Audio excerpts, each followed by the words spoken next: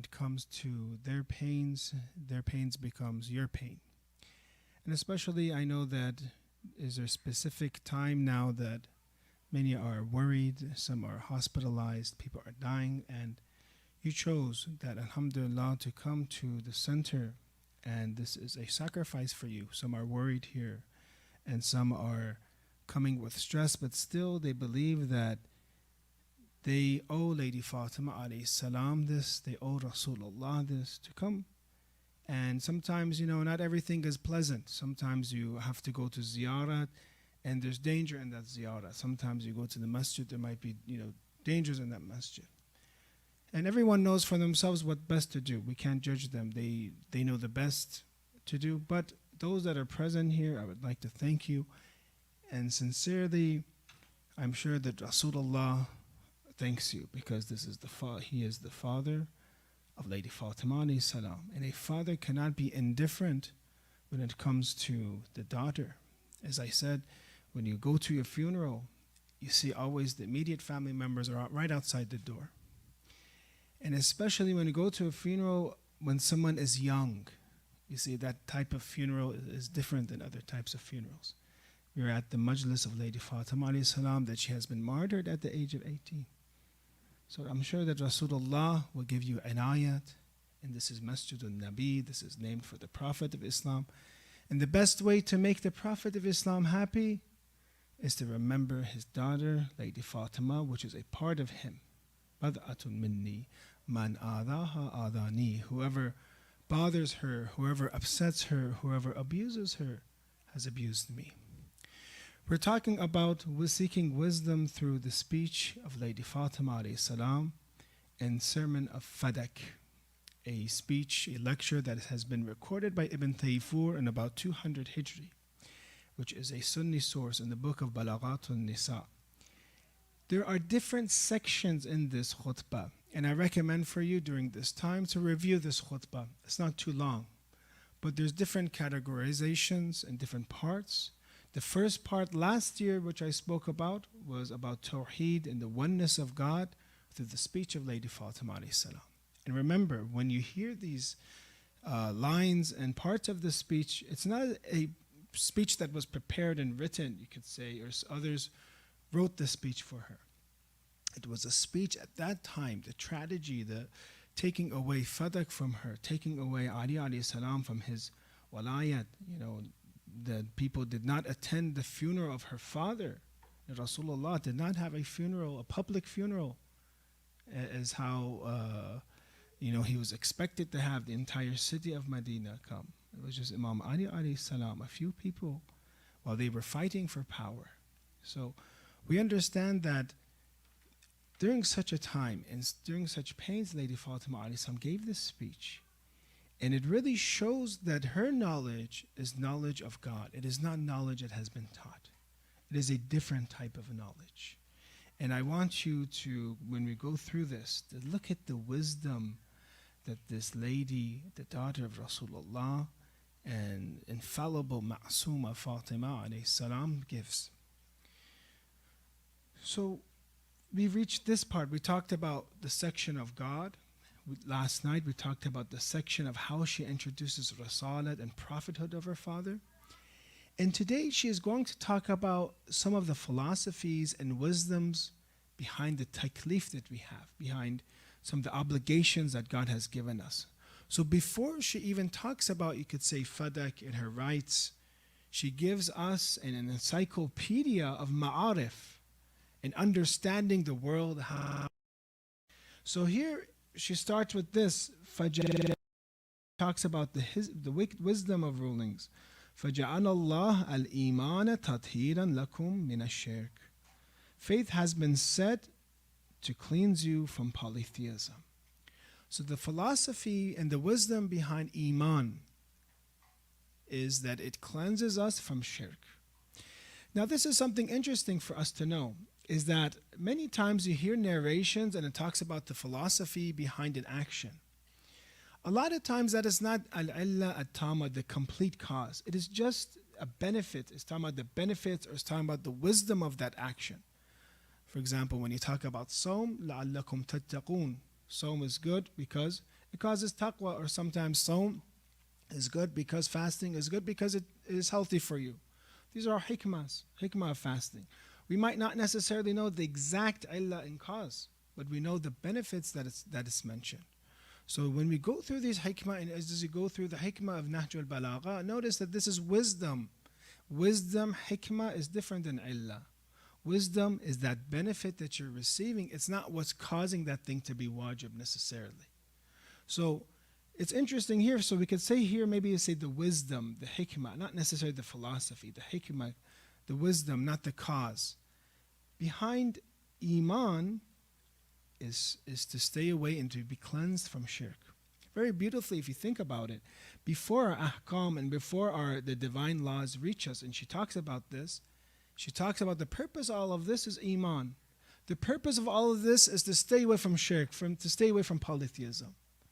So when she talks about salat and talks about the philosophy behind salat, or the wisdom behind salat, or hajj, or sawm, or these different actions, she first starts with what is part of aqa'id and beliefs, which is more important. So you see the logic behind that. To talk about, well, what is the purpose behind all these actions?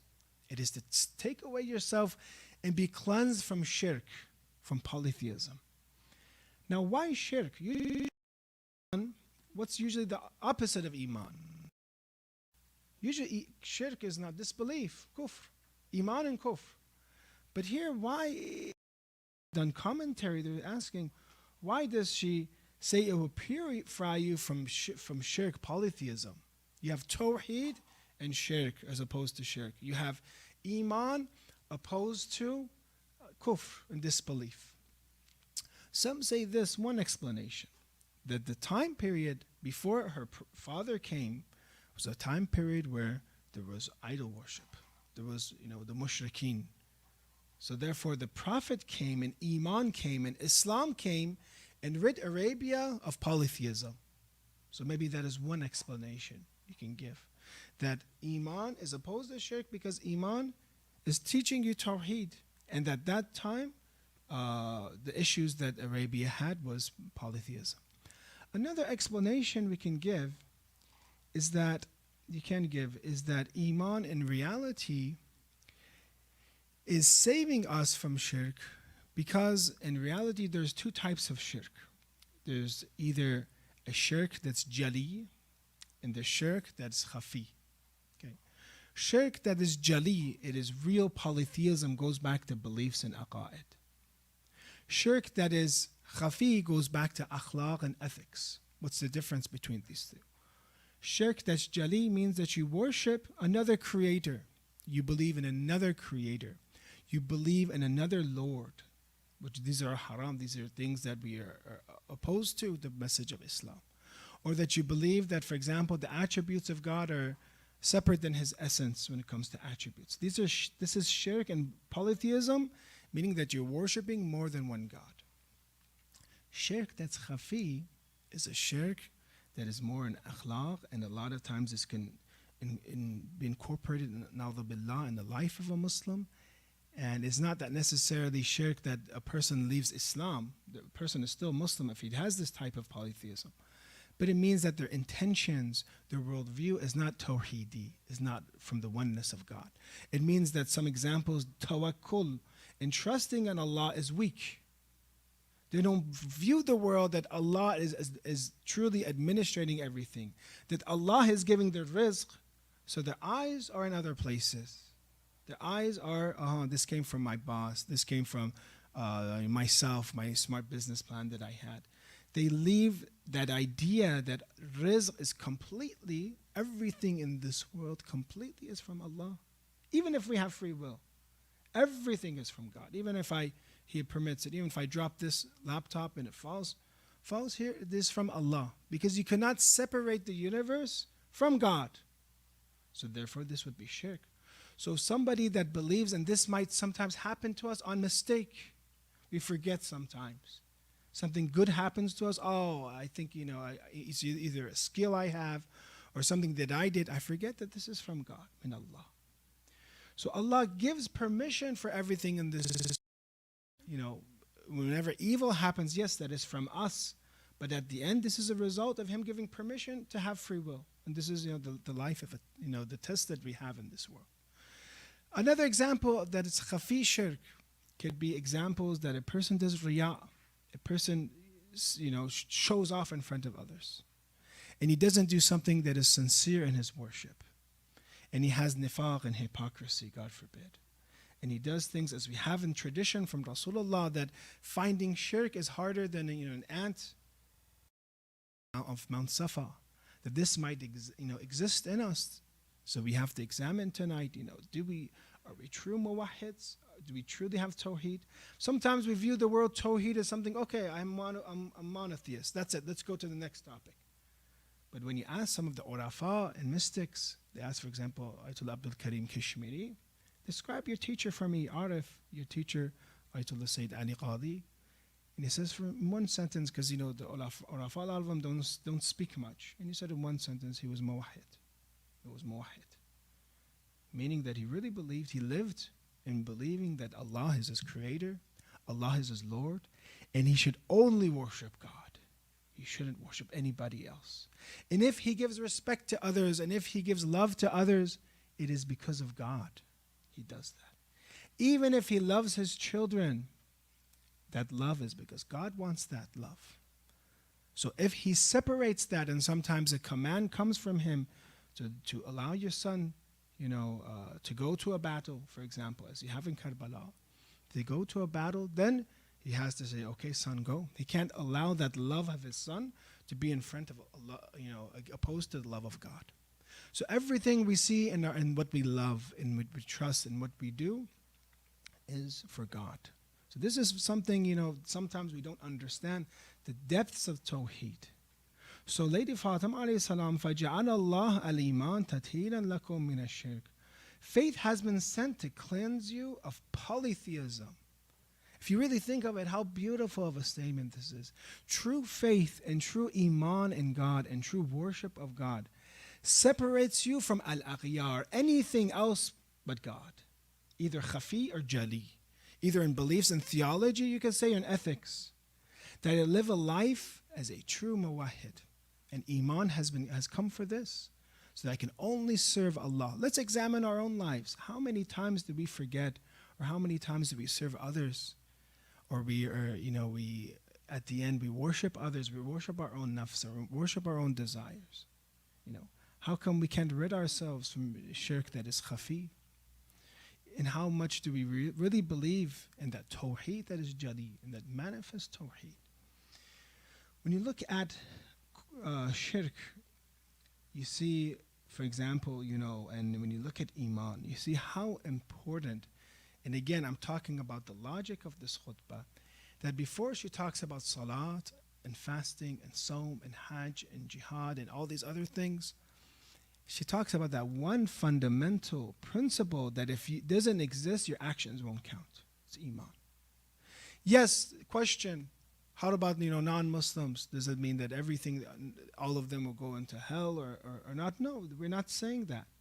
We're saying if a person has disbelief, if a person, the hujjat for them is clear, and they choose to oppose God, mu'anidan, they are stubborn, and they oppose God, they know this is right, but they choose to fight against it. They know that Qadir, for example, in reality, that Imam Ali is the wasi of the Prophet, and they choose to fight against this. Or when Shaitan, for example, knows that he has to do prostration to Adam, he doesn't want to do this. He doesn't believe in this lordship of God. This would be an example where a person, his actions will not count anymore. As you see in the Quran, مَثَلُ الَّذِينَ كَفَرُوا بِرَبِّهِمْ أَعْمَالُهُمْ كَرَمَادٍ. The example is that their actions, those that disbelieve, is like ashes. Ashes which the wind blows forcefully on a stormy day. Will there anything be left if ashes get blown? There's nothing left. So the most important condition for actions to count in this formula that we have is Iman. Yes, those that have not heard about Islam truly, those that have not heard about Islam properly, yes, they will be tested in the hereafter. There's a title for them, Mustad'af Fikri, meaning that when it came to their mind, They were weak. They didn't know. They didn't have a chance and opportunity. They didn't have Rasulullah coming for them exactly and explaining everything so that they can deny him. So for them in the hereafter, they will be tested.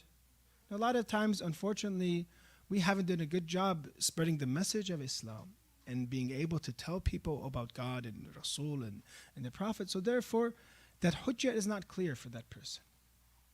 But that person, I said, that they oppose God. They know that the truth exists, and this is the truth. But when they fight against it, they actively fight against this, yes, their actions will be, like ashes. Or sometimes you have وَالَّذِينَ كَفَرُوا أَعْمَالُهُمْ كَالسَّرَابِ. It's like a mirage. So therefore, this first section is talking about the one most important condition for all the other ahkam and all the other obligations to count. The first is to have Iman. And what is the limit of Iman? Iman. What is the bare minimum of Iman? Iman means this, to believe in what the Prophet of Islam brought for us. That is Iman. Whatever you believe the Prophet of Islam brought, that you believe in his message. Not that you believe in 10% of it, 30% of it. You believe in his message. Does this mean that those that don't perform and they are Muslim, but they don't pray, they don't do their wajibat, they're non-practicing Muslim, does it mean that they're disbelievers? No. It doesn't mean that they're disbelievers. Because someone can say, I'm lazy. Someone say, okay, I will, I believe in this message. I just, didn't have the time to do it. I don't have, the conditions to do it. But I still believe in the message. It doesn't mean, na'udhu someone that doesn't practice is a disbeliever. They can still believe in the message. But, they didn't get around to it, or they have other excuses, which is wrong. Which is wrong, but it doesn't mean they're a disbeliever. So the bare minimum of faith is to believe in what the Prophet of Islam brought for us. So that's the first thing. And beautiful lady, Fatima alayhi salam, فَجَعَلَ اللَّهَ الْإِيمَانَ تَطْهِيرًا لَكُم مِّنَ الشِّرْكِ. That God has brought faith for you to cleanse you of polytheism, to cleanse you from worship of others, to cleanse you from worship of yourself. You either worship God or you worship your own desires. You either worship God or you worship others. We have to choose. Because our fitrah was meant, we were made and created to worship. And if you don't put that in the right way, then you're going to worship other things. And you see today in society, some of the idols out there, some of the people there in you see social media, people really, they end up worshiping them, they end up following them, and they become their God for them. They start to become like them. They start to act like them. So we have to find which way, an inclination, in which way are we going to go? Towards God or others? Al-Aqiyar. The second part is beautiful as well. So inshallah, we are being encouraged to live a tawheedi life. To worship only Allah. We're encouraged to look at our intentions and to see, is this for showing off? Is this, for myself, or is this for others? One of our ulama, he went on the minbar because there's a time where he felt that the society was so bad and polluted. He told the people that all the prophets came to tell you to stay away from shirk. All the prophets say stay away from polytheism. But I am commanding you to actually do shirk on the minbar. He said, I'm telling you, do shirk, be a polytheist. And everyone was like, oh, Imam al-Mushrikeen, what is he doing? He told them this, that the situation is so bad, everything is done for others than God. He says, incorporate God a little bit in your life. Mix him a little bit. Do shirk. The other would be ilhad, complete removal of God from your life. He's saying, mix God a little bit in your life. Do some shirk. This is akhlaqan, he's saying. And this is for us. Incorporate a little bit of God. Okay, these things of Lady Fatima are good, but each person has to look at what stage they are. Because the more you examine, you see, oh no, my life is full of intentions that I have that are not godly. Intention that I wanted to show off, or a way that I didn't have tawakkul on God, and I should have had tawakkul.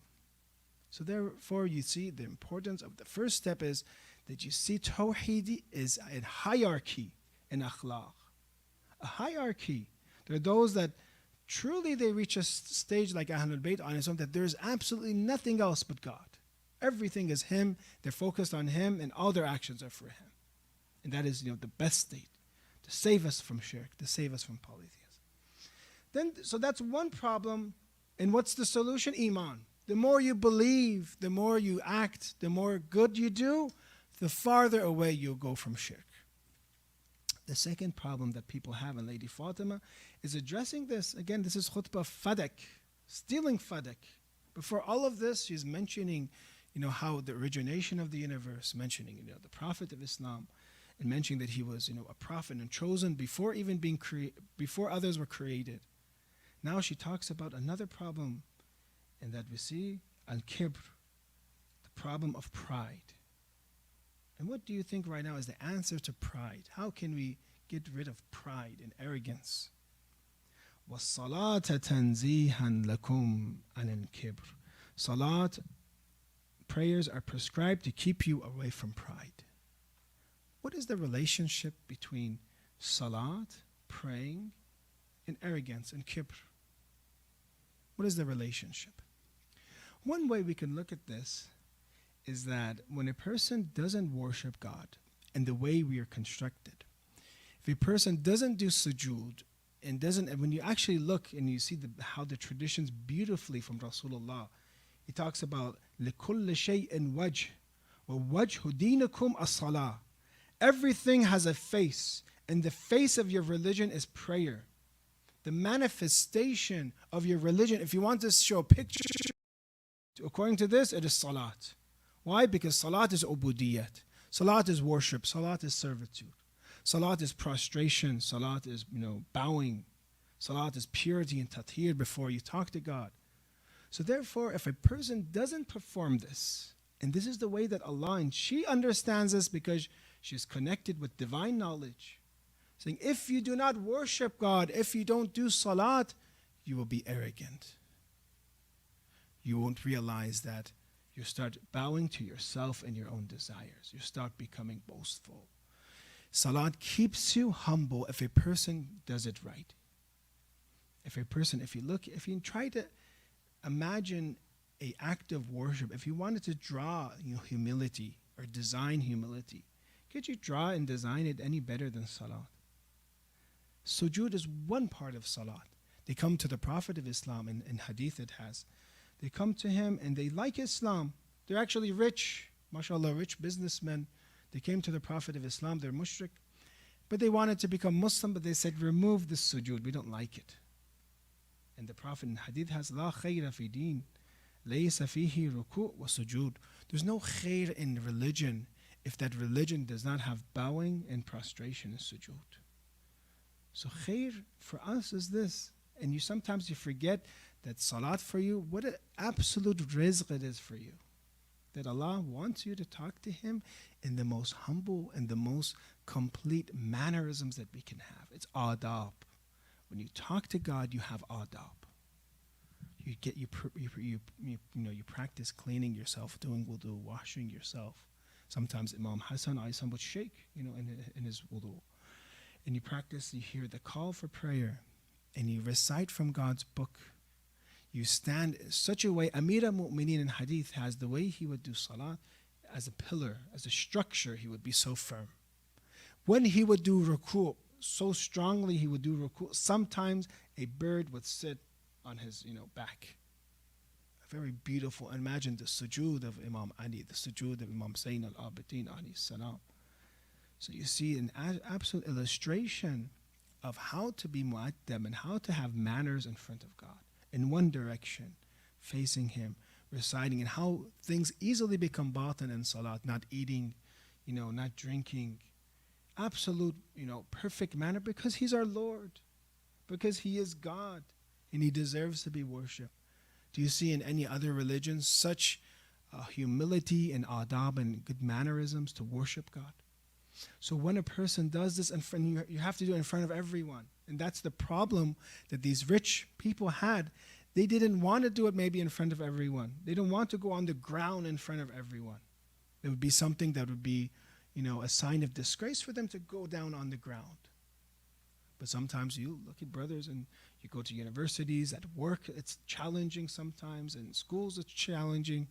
And they're wondering, what are you doing? You're going on the ground. And sometimes you don't even have a sajjada. It's just a cement. And you see how humble you make yourself to God. So one of the best ways to remove ourselves from kibr is to perform the salat. To perform the salat that Prophet Musa alayhi salam talked about in the Quran. Prophet Isa alayhi salam talked about as a child. And other prophets, they made dua to make our children of the musallin, make our progeny of those that are worshippers of God.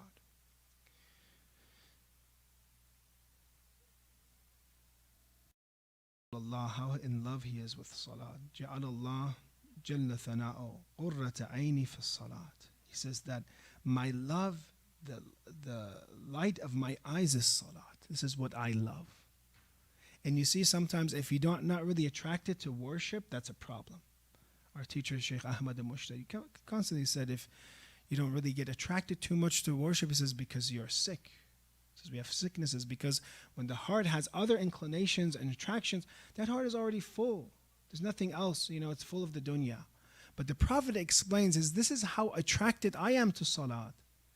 And this is the salat that removes us from kibr. It says in the hadith, more than a hungry man that reaches food. I don't know if you've ever starved, if there's a time when you're fasting and you reach food and you want to jump in, the food and push everyone away. Or sometimes you see in, weddings and they have a big table, to go and get, towards the meat first, of course, then the rice and salad.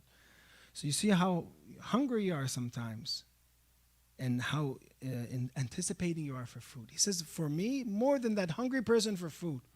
Or I don't know if how thirsty you were ever. You're hiking or traveling and there's no water, or when you're fasting and you see that, water. And fasting, there's that farah, that lidha, the enjoyment of when you fast, you have iftar, and how great it is. He says, for me, salat is more enjoyable than a hungry person that reaches food and a thirsty person that reaches water. And says this about it. The hungry man, however satiated he is, he eats, he becomes satiated, he's full. The thirsty person is quenched when he drinks. He says, but I can never be satiated, I can never be filled by salat. Can never be full. When I do salat, I want to do more salat and more salat. So you see the importance and the love that Rasulullah had for salat. And you see that this is one of the actions that we have to preserve. And you look at the philosophies behind it, it takes us away from kibr and arrogance. Why? Because that action of not performing salat or not performing salat correctly is the action of Satan. When you think about one of the attributes of shaitan, you say that he is of the mustakbirin. That shaitan did not want to worship God anymore after he left the realm of Ubudiyyah. And if a person becomes arrogant, he is attaining one of the most detrimental attributes of shaitan, which is arrogance. Arrogance when it comes to God's worship. Imam Ali alayhi salam, when he talks about shaitan, he says that shaitan quarreled with Allah with the robes of greatness, al-Jabriyya, and then with ta'azzuz, he had the dress of pride, and وَخَلَعَ قِنَاءَ التَّذَلُّلِ, and took off the coverings of humility. Shaitan took off the coverings of humility. He put on the dress of pride, and he had the robe of greatness. So one of the most scary, we can say, attributes of shaitan is that he is mustakbir. He is arrogant. Why? Because he absolutely now opposes the worship of God.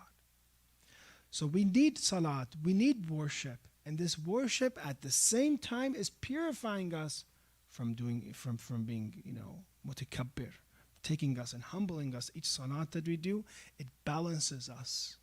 Or else insan without salat, Islam, a person without salat, a person without Iman will have inclinations towards polytheism and have inclinations towards arrogance.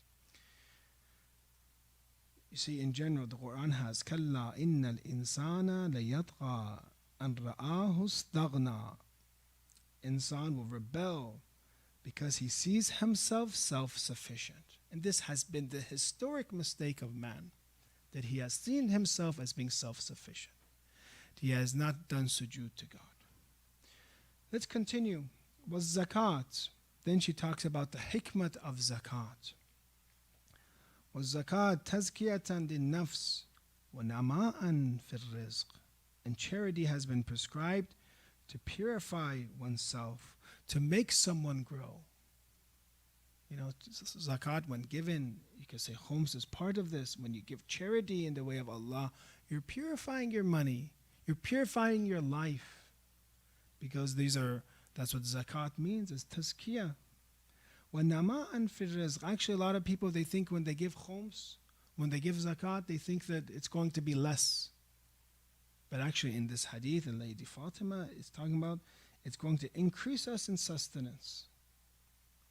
وَالصِّيَامْ تَثْبِيتًا لِلْإِخْلَاصِ. How beautifully she says. And fasting, the hikmah of fasting is that it can continue you and could cause you to be in ikhlas and sincerity. How does siyam and fasting make us be more sincere? So we have acts of worship that are ijabi, acts of worship that we do, and they can be corrupted because there could be, fakeness in that. Someone can be not sincere. You could show off. I gave that example of that lady, old lady that was always praying, and they say, "MashaAllah, look at her all the time. She's doing salat." And they kept talking, to each other. "Look at that lady. Look, she's praying. MashaAllah, the entire day she's been here praying." And she couldn't take it anymore. She says, she breaks her prayer and says, "You don't know, I'm fasting too." She shows off. Sometimes those ijabi, those things actions that you do, it can have that, riyah in it. It can have insincerity. But fasting, you see how beautifully Lady Fatima Islam says, fasting brings ikhlas, because as-sawmu li, we have in the hadith. Sawm is for me. Because you're depriving yourself from water, you're depriving yourself from drink. How can you really show off as much, when you're doing something that's salbi, that you're just refraining. That's what, siyam is, to refrain from these things. You're taking yourself from the most essential needs that you have, which is food and drink. And therefore it causes that ikhlas, being starving, being thirsty. It causes you, and says, Allah watches them and says, this person is only doing this for me. So therefore you see each action, how beautifully she mentions. So Iman helps us stay away from shirk. Salat takes us away from kibr. Zakat, it helps us in tazkiyah of the nafs, of ourselves, and increases our rizq. Siyam and fasting from ikhlas. Wal hajj tashdeedan lid-deen. And hajj, it establishes religion. Whenever they want to take a photo of Muslims, they show hajj. They show the Kaaba. And how beautifully the hikmah, you can say, is to show the power and establish how great Islam is in hajj. وَالْعَدْلِ تَنْسِيقًا لِلْقُلُوبِ.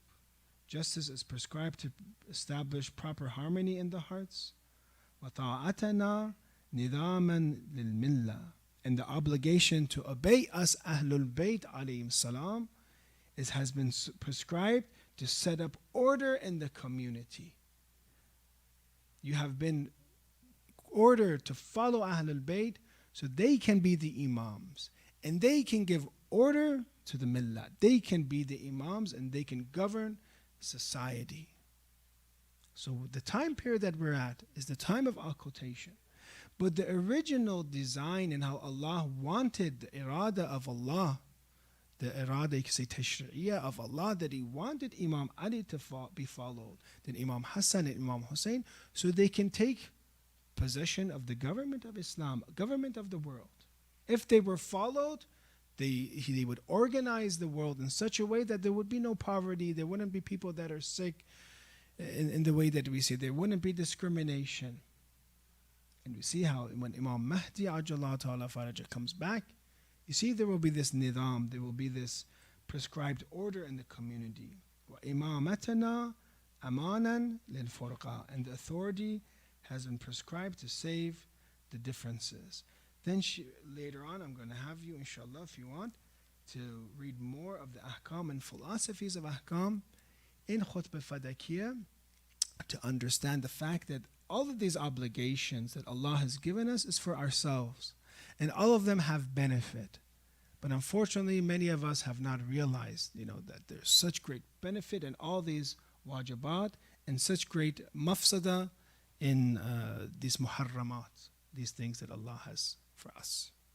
Let's recite salawat ala Muhammad wa ali Muhammad wa ajal wa ajal.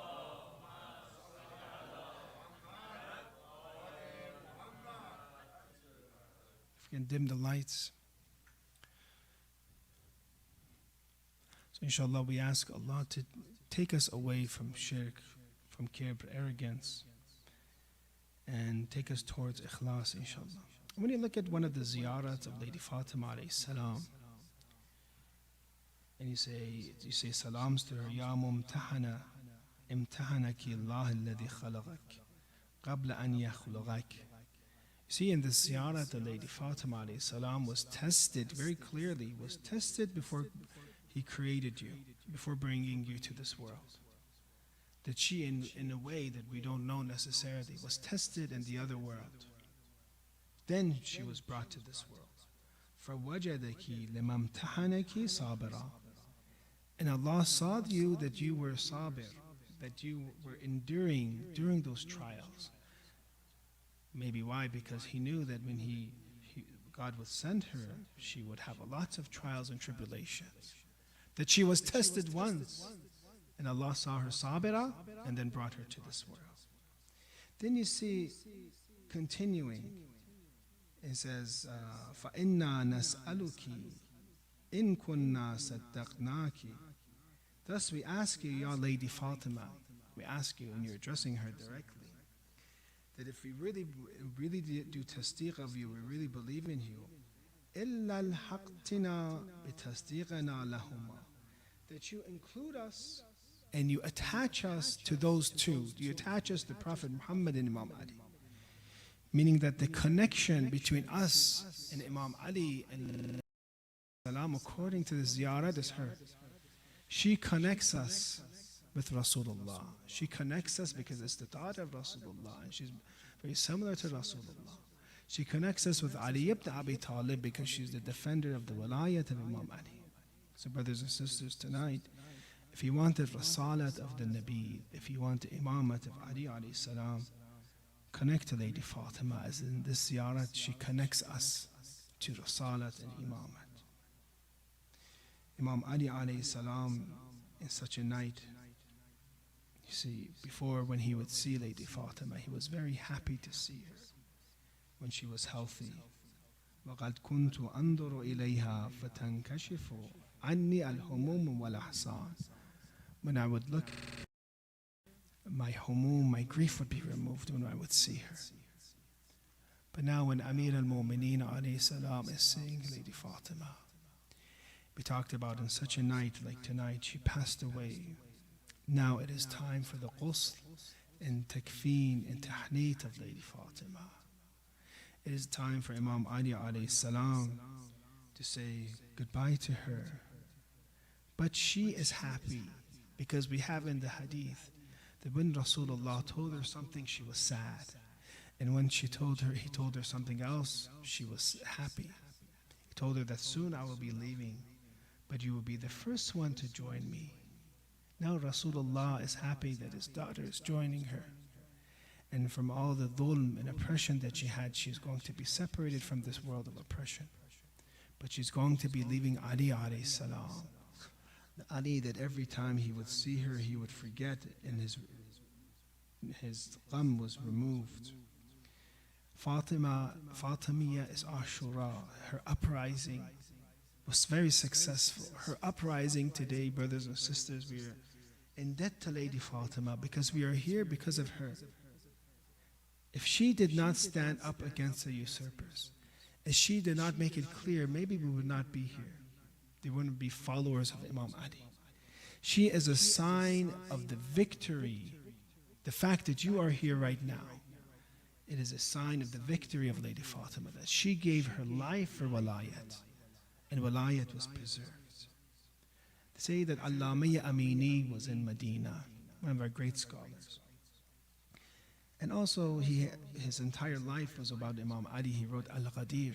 He studied about Imam Ali, to defend Imam Ali. They asked him, when you were in Medina, when you went throughout, Baqi, for example, or the Prophet's grave, or different parts in Medina, the streets of Medina, do you see from your soul, knowledge of the soul, do you see anywhere that you think it might be clear that this might be the grave of Lady Fatima?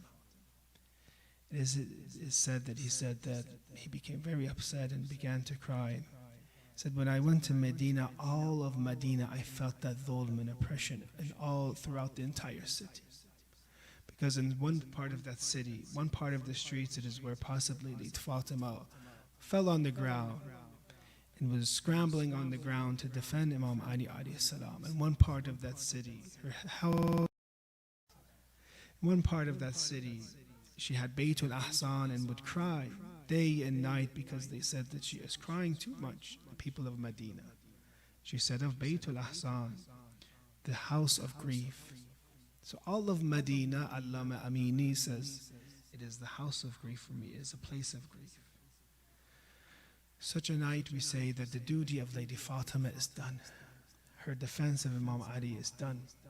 And now she will be joining Rasulullah. Rasulullah is waiting for her, but Imam Ali is doing ghusl of Lady Fatima. How hard is it to do ghusl? A husband is doing ghusl of his wife and discovers the bruises and injuries that were possibly hidden from him. That when he is washing her holy body, as the poet said, Ali, how can you remain alive? How did you stay alive, Ali alayhi salam, after this funeral procession of her?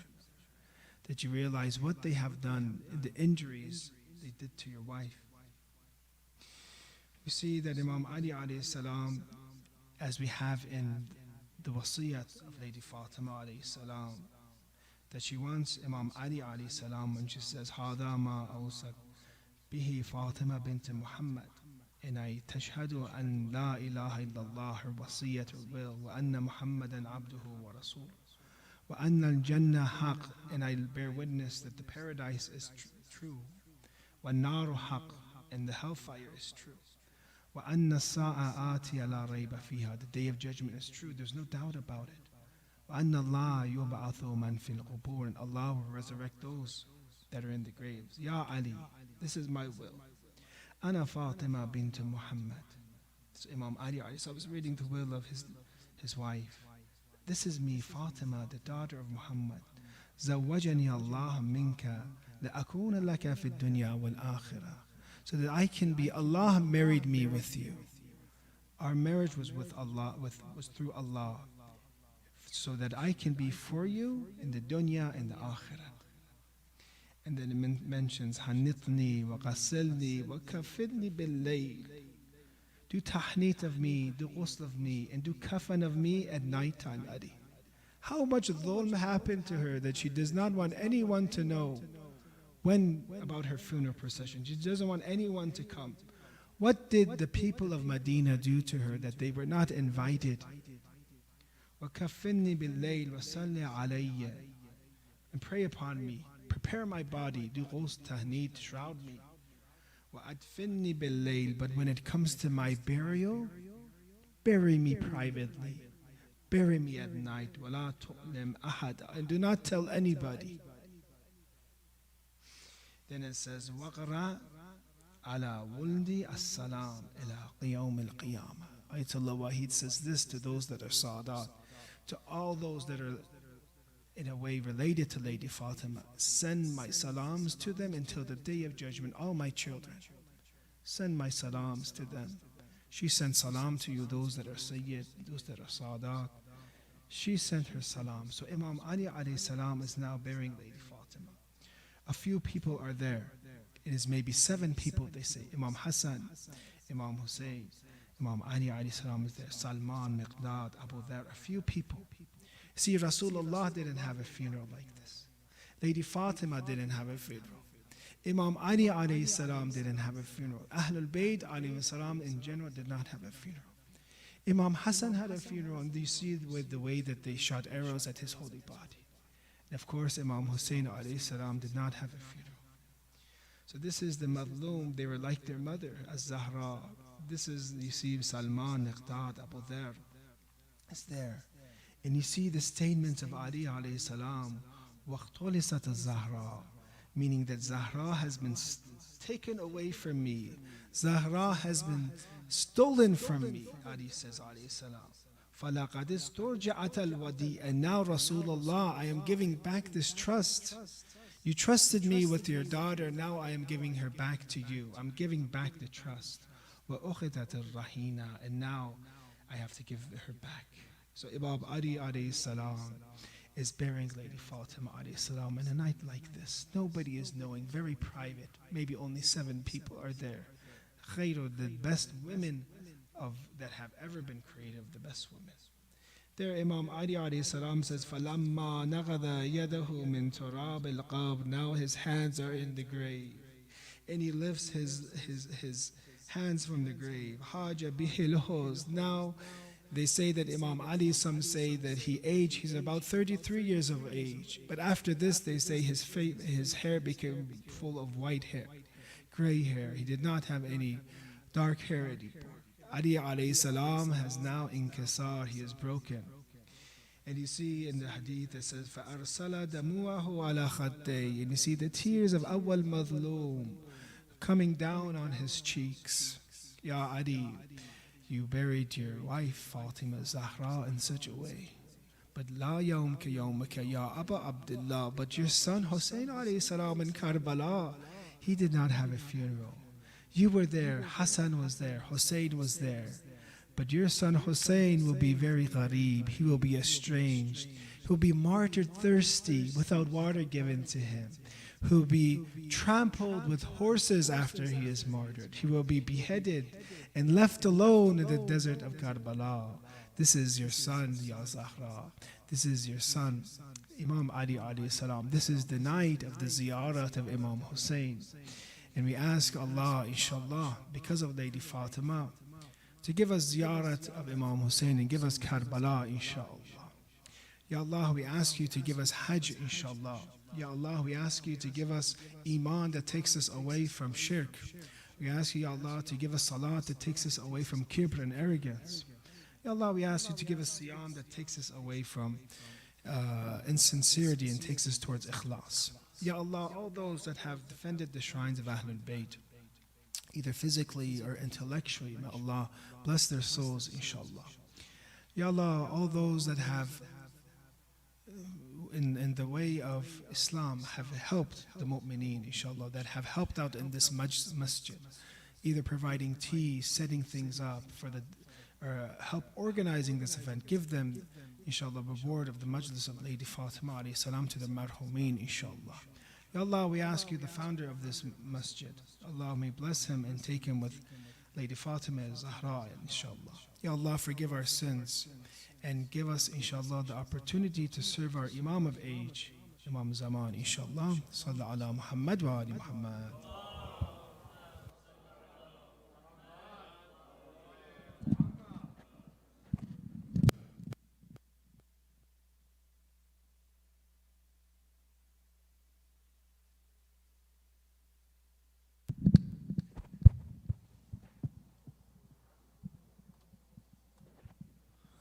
اللهم صل على فاطمة وأبيها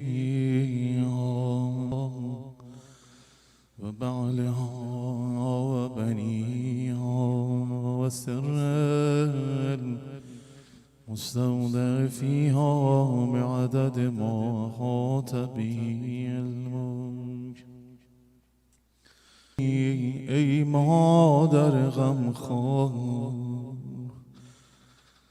اونقدر غم مردم خوردی، ای مادر غمخوار، شده حرفت ورد زبونا، الجار ثم الدار، شده حرفت ورد زبونا، الجار ثم الدار.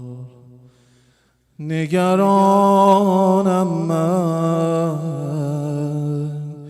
واسه این زخمات، نگرانم چون خونی نفسات. حرف دل دردانی امیرالمومنین زینب سلام الله علیها است با مادر. نگرانم من واسه این زخمات، نگرانم چون خونی نفسات. مظلوم مادر، بی کس مادر، میدوید تو کوچه یه نفس مادر. نفسش حیدر حیدر حیدر حیدر حیدر حیدر. شما هم بگید حیدر حیدر حیدر حیدر.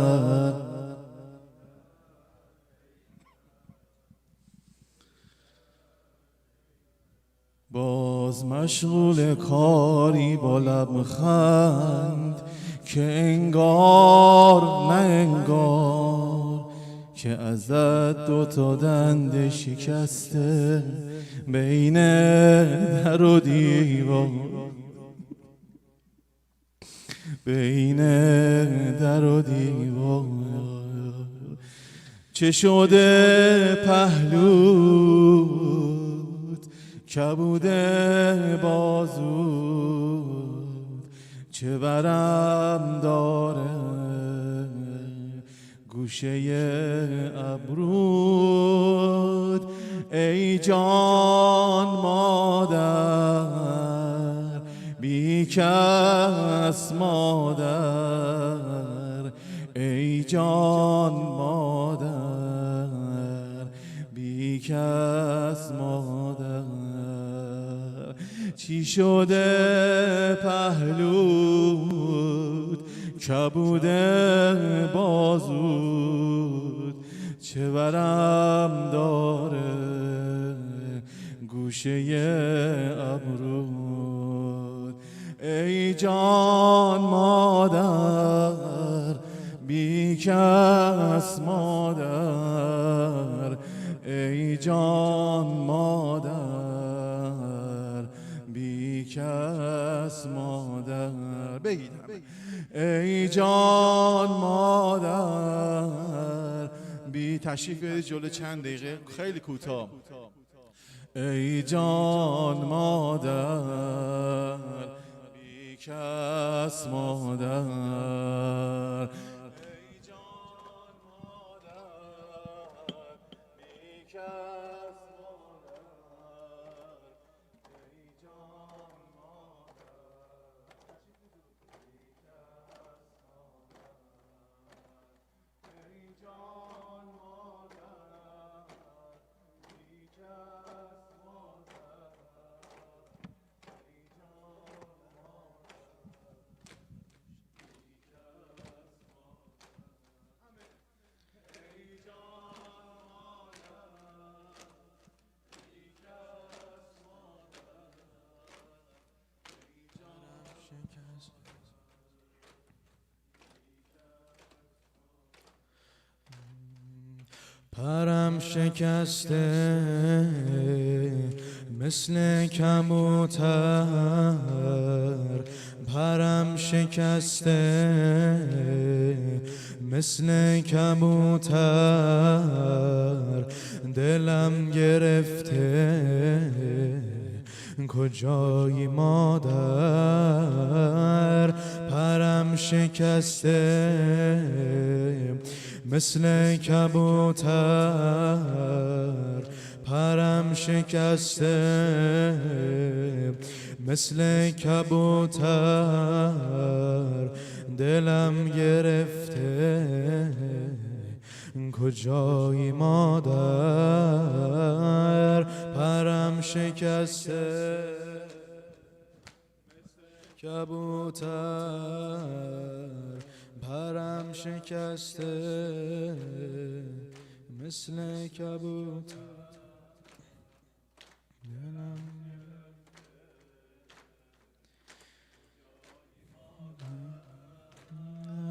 زندم به بوی چادر نمازت زندم به یاد راز و نیازت کشتی منو با قد خمیده روی کبود و رنگ پریده شبها بدون تو چه سرده قلبم پر از عذاب و درده مادر دلم هوا تو کرده مادر دلم هوا تو کرده مادر دلم هوا تو کرده مادر دلم هوا تو کرده مادر دلم هوا تو کرده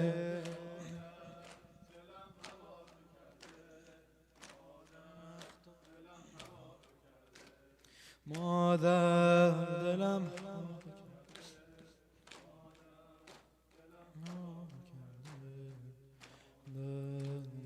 هوا کرده یه وقتا از آه میسوز سینم شکر خدا راهی از مدینم انگاری الان دارم میمیرم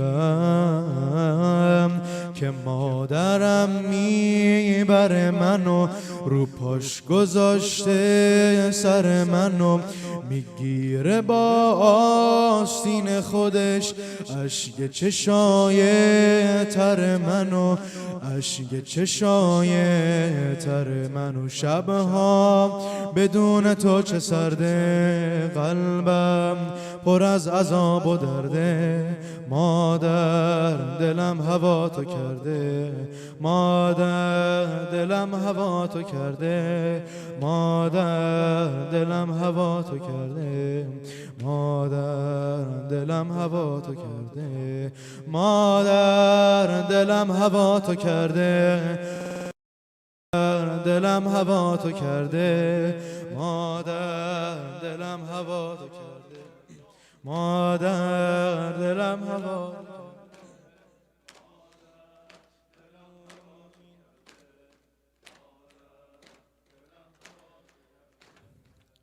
تموم این درد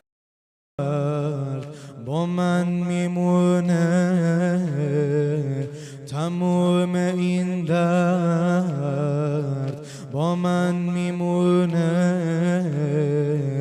غمت منو کشت تو راه خون این زخم کهنه درمون نمیشه رازی که دارم پنهون نمیشه افتادی رو خاک مثل قبالم دیوار کوچه شد باقلاله قربت از آسمون میبارید ابرام با چشماشون میبارید دیوار برا تو خون میبارید قربت از آسمون میبارید ابرا با چشماشون میبارید دیوار برا تو خون میبارید مادر دلم هوا تو کرده مادر مادر دلم هوا تو کرده مادر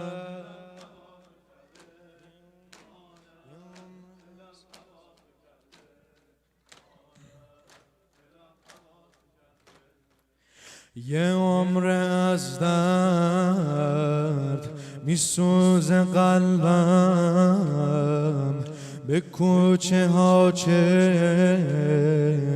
میدوزه قلبم.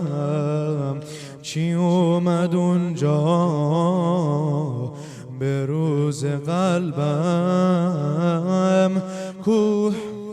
کوه مصیبت رو دوشم، صدای سیلی تو گوشم، دلیل این که همیشه تو آتیش غیرت می جوشم. کوه مصیبت رو دوشم، صدای سیلی تو گوشم، دلیل این که همیشه تو آتیش غیرت می جوشم. شبها بدون تو چه سرده، قلبم پر از عذاب و درده.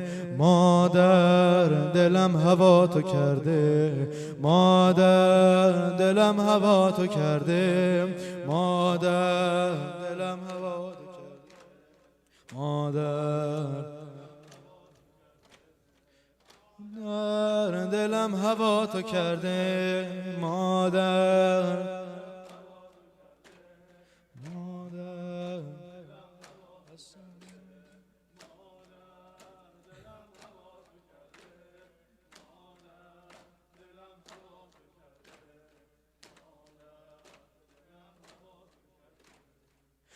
حسن غریبه کریم دنیاست، حسن غریبه کریم دنیاست، حسن تمام وجود زهراست، میراث زهراست. صبر و قرارش رفته به مادر، حتی مزارش بال ملائک، گل دسته هاشم خاک مدینه، ایوون تلاش. دست کریم آل حیدر، نور مدینه پیامبر. جانم حسن غریب مادر، جانم حسن غریب مادر، جانم حسن غریب مادر، جانم جانم حسن غریب مادر، جانم حسن غریب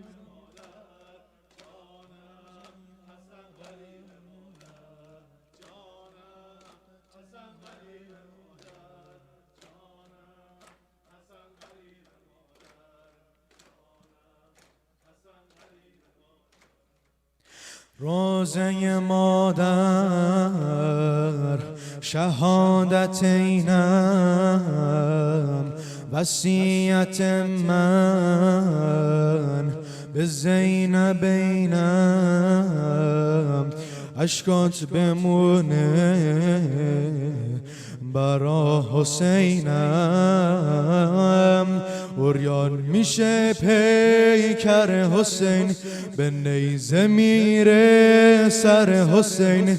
دل همه زیر و رو میشه با ناله مادر حسین، با ناله مادر حسین.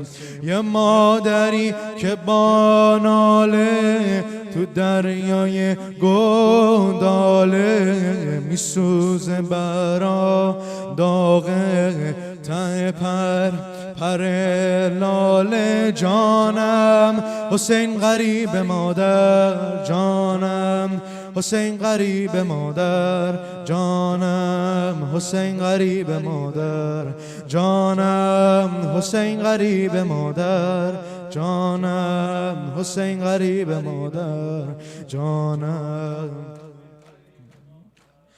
جانم حسین غریب مادر، جانم حسین غریب مادر، جانم حسین غریب مادر، جانم حسین غریب مادر.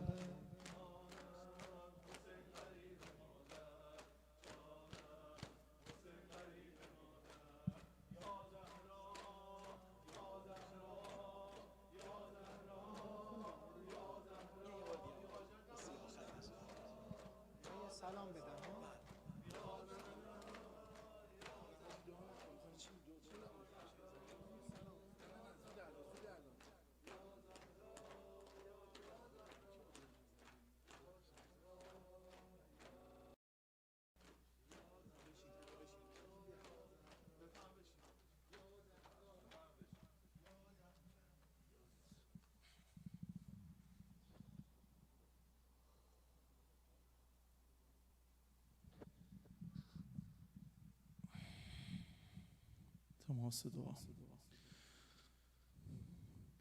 آتش زدن به خانه مولا بهانه بود. سفره مجلس از زهرا امشب جمع میشه، انشالله که همه حاجت روا بشید، دست خالی از این مجلس نریم بریم انشالله. آتش زدن به خانه مولا بهانه بود، مقصود خصم کشتن بانوی خانه بود. از آن به باب وی لگد زد عدو که دید جان علی به پشت در آستانه بود. وای کاش روز حادثه در پشت در زهرا نبود، شاهد پهلو شکستن زینب کبرا نبود. یا صاحب الزمان کاش وقت در شکستن پای دشمن می شکست تا که میخ در نشان پهلوی زهرا نبود. یا فاطمه الزهرا یا قرة عین الرسول یا سیدتنا و مولاتنا انا توجهنا و استشفعنا و توسلنا بک الله. خانوم هر کدوم ما حاجت داریم، گرفتاری، خانوم دست ما رو بگیر. یا سیدتنا و مولاتنا انا توجهنا و استشفعنا و توسلنا بک الله و قدمناک بین یدی حاجاتنا یا وجیهة عند الله.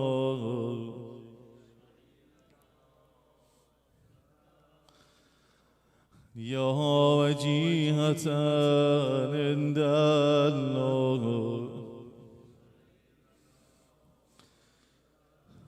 الا لعنة الله على القوم الظالمين و سيعلم الذين ظلموا أي منقلب ينقلبون. عجل الله في فرج مولانا صاحب العصر والزمان.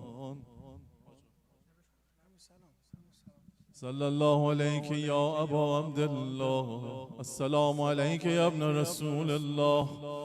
السلام عليك يا ابن أمير المؤمنين وابن فاطمة الزهراء سيدة النساء العالمين. السلام عليك وعلى الأرواح التي حلت بفنائك. عليك مني سلام الله أبدا ما بقيت وبقي الليل والنهار ولا جعله الله آخر العهد مني لزيارتكم. السلام على الحسين وعلى علي بن الحسين وعلى أولاد الحسين. یه بار دیگه به نیابت دوستانی که میخواستن بیان به خاطر این کرونا نتونستن بیان. السلام علی الحسین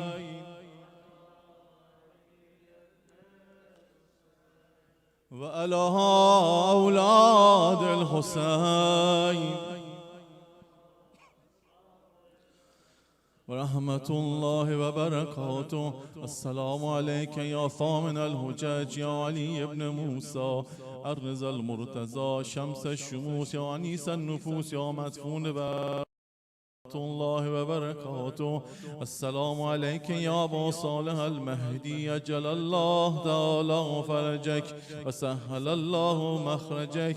الامان الامان الامان زمان. السلام علیکم یا اهل بیت النبوة و معدن الرسالة جمیعا و رحمت الله و برکاته. اعوذ بالله من الشیطان الرجیم.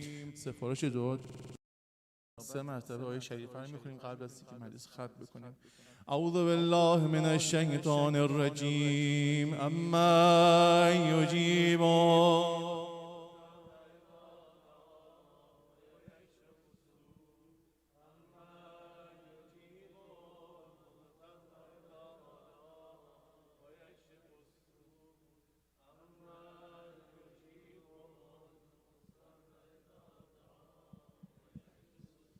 بسم الله الرحمن الرحیم. والعصر ان الانسان لفی خسر الا الذين آمنوا وعملوا الصالحات وتواصوا بالحق وتواصوا بالصبر. صلوات.